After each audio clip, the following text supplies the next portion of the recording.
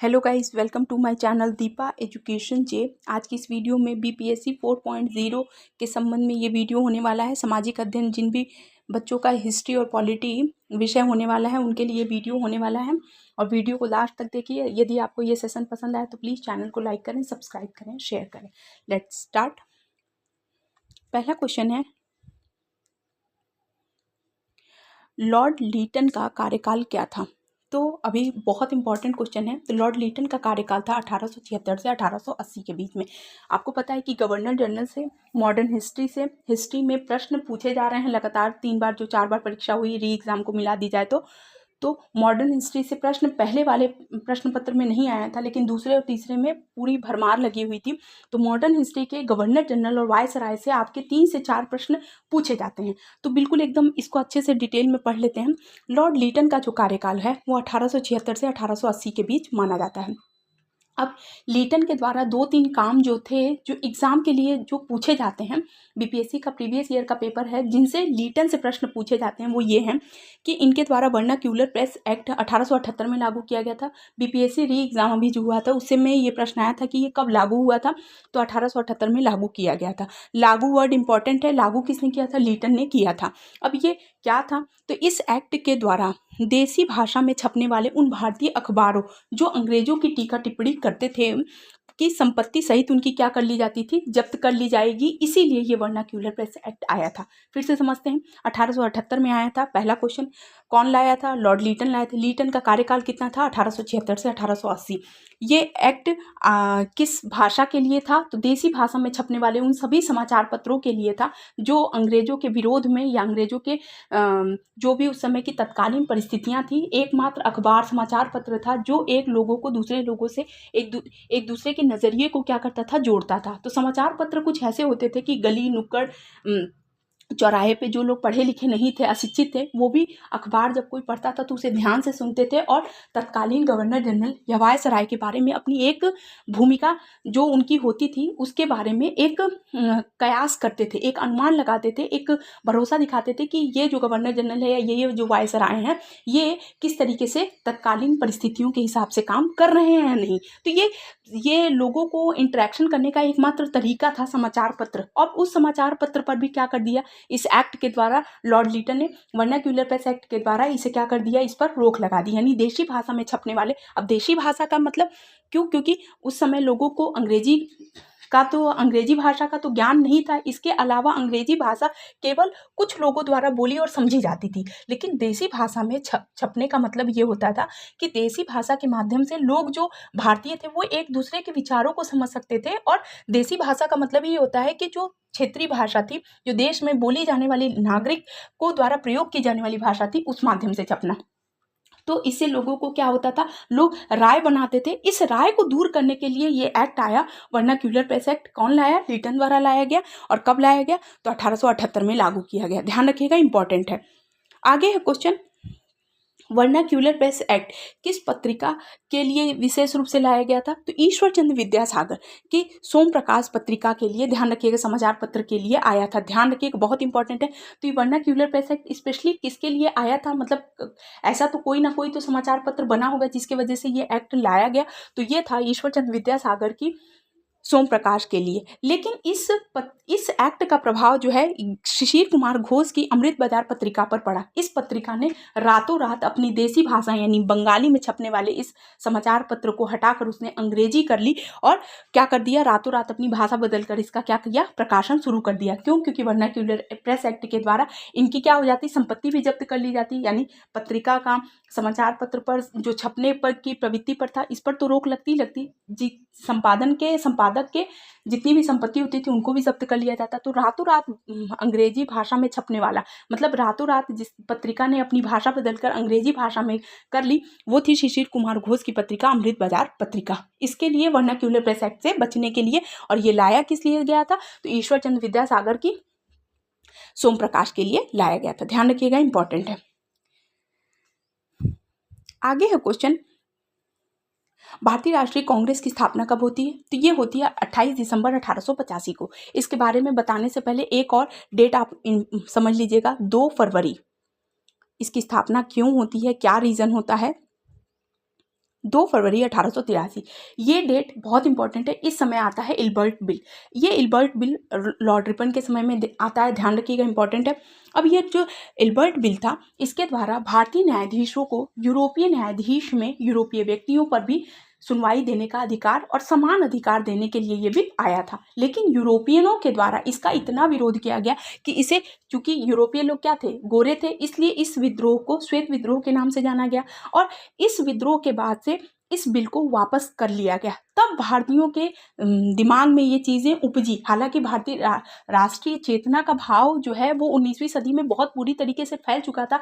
जब हम ये पढ़ते हैं कि असहयोग आंदोलन प्रारंभ हुआ, भारत छोड़ो आंदोलन प्रारंभ हुआ, उसके बहुत पहले ही ये सारी चीज़ें एक संगठन के माध्यम से, यानी इसको एक नेतृत्व मिलना बहुत ज़रूरी था। जैसे कि 1857 की क्रांति के बारे में जब हम पढ़ते हैं तो आपको पता है कि मंगल पांडे को जब 8 अप्रैल को फांसी दे दी जाती है, तो मई में 10 से 11 मई के बीच ये जो विद्रोह के विद्रोही जो थे वो लाल किला पहुंचते हैं दिल्ली, और वहां बहादुर शाह जफर को अपना नेता बनाते हैं। इनको नेता बनाने की ज़रूरत सिर्फ ये थी कि हमारा कोई एक ऐसा नेता बन जाए, हमारे पास कोई ऐसी पावर आ जाए जिसके माध्यम से हम नेतृत्व कर सकें। उसके बाद हम झांसी में, नागपुर में बेगम हजरत महल, लखनऊ में, अवध में मौलवी अहमदुल्ला शाह, फतेहपुर में अजीमुल्ला शाह, ये सारे लोगों के बारे में पढ़ते हैं। ये सब 1857 की क्रांति का क्या करते हैं, नेतृत्व करते हैं। लेकिन इन सब के ऊपर कौन होता है, बहादुर शाह जफर होते हैं, जो मुगल सम्राट होते हैं। हालांकि उनकी उम्र कितनी होती है, बहुत बूढ़े हो चुके होते हैं, लेकिन इनको सिर्फ अपना क्या चाहिए होता था, एक नेता। यही सेम चीजें यहाँ पर 28 दिसंबर 1885 को कांग्रेस की स्थापना के संबंध में हुई।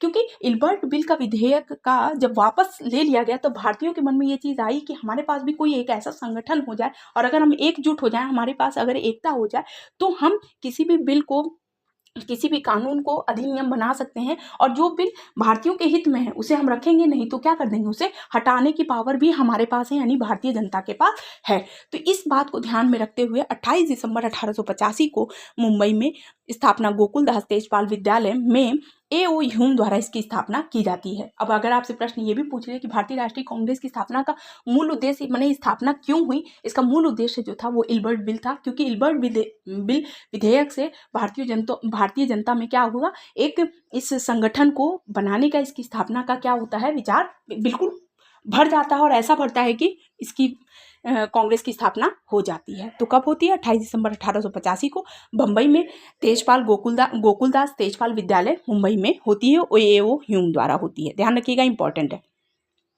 कांग्रेस के प्रथम अधिवेशन में कितने प्रतिनिधियों ने भाग लिया, तो 72 प्रतिनिधियों ने भाग लिया था। इन्हें 72 बहादुर के नाम से भी जानते हैं, ध्यान रखिएगा, इंपॉर्टेंट है। 72 बहादुर के नाम से भी जाना जाता है 72 प्रतिनिधियों को। इस अधिवेशन में कहाँ होती है, बम्बई में होती है। मैंने आपको पहले ही बता दिया ये कहाँ होती है, बम्बई में होती है। कौन इसकी अध्यक्षता करता है, तो W.C. बनर्जी इसकी अध्यक्षता करते हैं। इसकी स्थापना कौन करता है, तो भारतीय राष्ट्रीय कांग्रेस की स्थापना A.O. ह्यूम द्वारा होती है। और इसकी पहले अधिवेशन की अध्यक्षता कौन करता है, तो W.C. बनर्जी करते हैं। कहाँ करते हैं, बम्बई में करते हैं। और कितने प्रतिनिधि भाग लेते हैं, तो 72 प्रतिनिधि भाग लेते हैं। इसके बाद द्वितीय अधिवेशन में 400 आदमी, उसके बाद 800, फिर 1500, ऐसे आदमी क्या हुए थे, प्रतिनिधि बढ़ते चले गए थे। अब इस अधिवेशन की जो सबसे अहम चीज़ है वो ये है कि बिहार से इसमें कोई भी सदस्य जो था वो शामिल नहीं हुआ था, यानी बिहार से इसमें कोई भी सदस्य शामिल नहीं हुआ था। लेकिन द्वितीय, ध्यान रखिएगा, डेट बहुत इंपॉर्टेंट है। द्वितीय अधिवेशन में यहाँ मैं बता देती हूँ कि टोटल खर्चा 16,000 का आया था, ठीक। और अकेले 2500 इसमें जो है वो दरभंगा के लक्ष्मणेश्वर महाराज जो थे उन्होंने दिया था। यानी कांग्रेस के द्वितीय अधिवेशन में जो कलकत्ता में हुआ था, ध्यान रखिएगा, इंपॉर्टेंट है, कलकत्ता में हुआ था। इस दूसरे अधिवेशन में, पहले अधिवेशन में बिहार से किसी ने भाग नहीं लिया था। दूसरे अधिवेशन में 4 लोग इसमें भाग लिए थे। और लक्ष्मणेश्वर सिंह जो दरभंगा के महाराज थे, उन कुल्हाड़िया स्टेट के भी जो महाराज थे, ध्यान रखिएगा, उन्होंने 2500 अकेले, अब 16,000 का टोटल खर्चा है, उसमें अगर किसी ने 2500 का योगदान दे दिया तो समझ लीजिए उस समय उनके पास कितनी ज़्यादा रियायत रही होगी, कितनी रियासत रही होगी, कितना इनके पास धन संपदा रही होगी कि उन्होंने 2500 का। तो चूँकि NCERT में ये बिल्कुल डिटो लाइन दी हुई है। फिर इसके अलावा गजाधर, पुरेंदु सिंह और विश्वेश्वर सिंह जो कुल्हाड़िया स्टेट के थे, ध्यान रखिएगा, BN कॉलेज भी बिहार में उन्हीं के नाम पर बना हुआ, और विश्वेश्वर प्रसाद सिंह, ये 4 नाम बहुत इंपॉर्टेंट, क्योंकि ये चारों जो थे फिर बिहार के द्वितीय अधिवेशन में बिहार की तरफ से क्या करते हैं, भाग लेते हैं, ध्यान रखिएगा, इंपॉर्टेंट है। आगे क्वेश्चन, कांग्रेस की आवाज़ जनता की आवाज़ नहीं है, यह कथन किसका था? तो फिरोज शाह मेहता का था कि कांग्रेस की आवाज़ जो थी वो जनता की आवाज़ नहीं है। यहाँ पर मैं आपको एक बात बताती हूँ, 3 जून, ध्यान रखिएगा,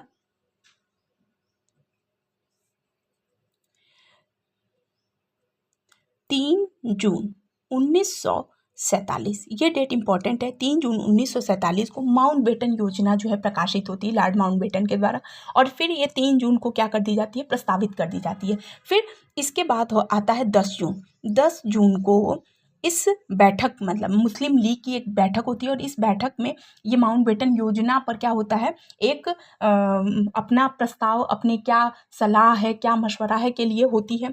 फिर उसके बाद होता है 14 जून को, जब ये पारित हो जाती है तो जीवी पंत यानी गोविंद वल्लभ पंत के द्वारा इस माउंटबेटन योजना को प्रकाशित किया जाता है। अबुल कलाम आज़ाद उस समय क्या करने लगे, इसका समर्थन करने लगे, जो कि माने भारत विभाजन की या माने जो अधिराज्यों की जो बंटवारा होना था उसका विरोध करते आ रहे थे, क्योंकि उन्होंने भी उस समय एक स्टेटमेंट देते हैं अबुल कलाम आज़ाद कि ये समय सही नहीं है, कांग्रेस का मतलब कि विभाजन हो रहा है भारत का, पर अब कांग्रेस के पास इसके अलावा और कोई चारा नहीं है, और कोई विकल्प, दूसरा विकल्प नहीं है। तो ये 3 डेट बहुत इंपॉर्टेंट है। 3 जून को माउंटबेटन योजना प्रकाशित होती है, 14 जून को गोविंद वल्लभ पंत इसे प्रकाशित करते हैं, माने प्रस्तावित करते हैं, और 10 जून को मुस्लिम लीग इस पर माउंटबेटन योजना पर क्या करती है, अपने सलाह मशवरा के लिए एक बैठक होती है। तो 3 जून, 10 जून और 14 जून ये डेट इंपॉर्टेंट है। उसके बाद आपको पता है कि नेहरू, गांधी, इन लोगों के इतना पटेल के इतना समर्थन के बावजूद 161 लोग जो थे इस